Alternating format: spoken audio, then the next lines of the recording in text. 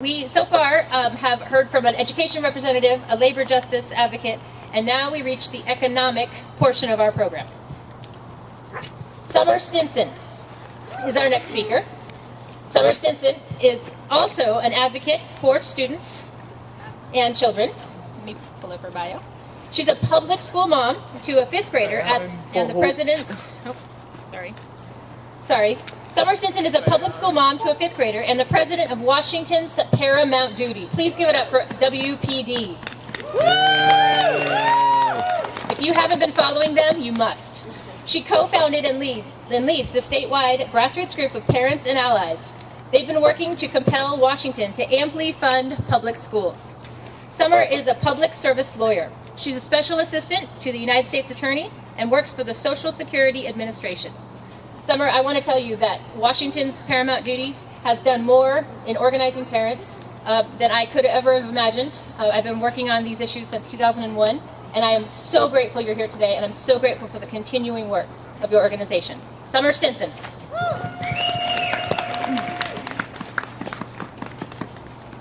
On this day, we gather to honor and live up to the teachings and ideals of a true American hero, Dr. Martin Luther King Jr.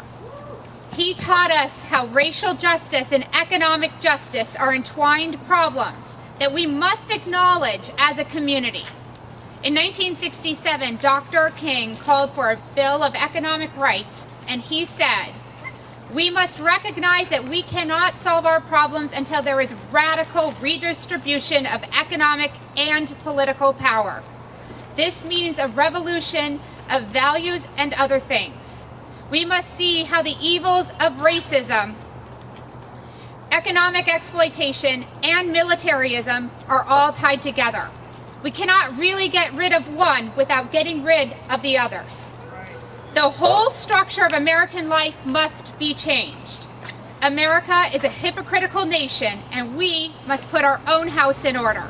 And we are here today to talk about putting our own state in order, because Washington State needs more economic justice. Our tax system is the most upside down in the entire country. The people with the lowest incomes pay 7 times more in taxes as a share of personal income than the richest 1%. Our wealthiest individuals and largest corporations take home huge profits while we critically underfund education, underfund healthcare, underfund homeless services, and other crucial services. Right now, Washington State prioritizes keeping taxes low on the 1% while making everyone else pay, and it is not working for anyone. As the richest individuals take home more income and enjoy greater wealth than at any point in the last 90 years, they are not being asked to contribute to help fund our public schools and other crucial state services. Our largest corporations pay a tiny tax bill, reaping the benefits of over 700 tax breaks that were created at the expense of our children and our families. Corporate tax breaks are worth as much as $30 billion a year in this state. Washington State's regressive tax system means that education is funded by taxing working and poor families, the very people who most need these services. Washington's upside-down tax code does not provide sufficient or reliable revenues for our public schools, our foster care system, family resource workers, health care, and mental health. Our state's economic disparity hits the children that most need our support. Children of color, children who are English language learners, children in special education, children in families without economic resources. They all deserve more in their lives and their schools than our state currently provides. The chronic underfunding makes existing inequalities worse. Communities are left to fend for themselves and asked to scrounge together enough funds to be able to fill in the gaps. But we need to provide quality education, healthcare, and other critical supports. And poorer communities are the ones who need these supports, and we're asking them to just dig deeper into their pockets, and there's nothing left. In order to amply fund our public schools and support the full needs of every student in our state, we need to significantly increase our investment in children and fix our regressive tax system.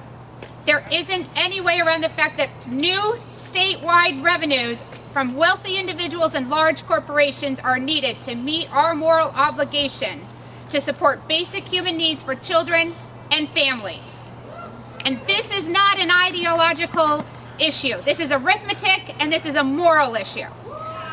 We need new and progressive revenue sources, such as a capital gains tax, repealing tax breaks to large corporations, and we need to meet our constitutional and moral obligations to our children. We must begin collecting from wealthy individuals and corporations to fund our schools, children's health care, early learning, higher education, homeless services, and mental health services. Washington must make good on its constitutional and moral promises rooted in a vision of inclusion and racial equity. We are banding here together today to demand change. As Dr. King said in 1965, the time is always right to do what is right.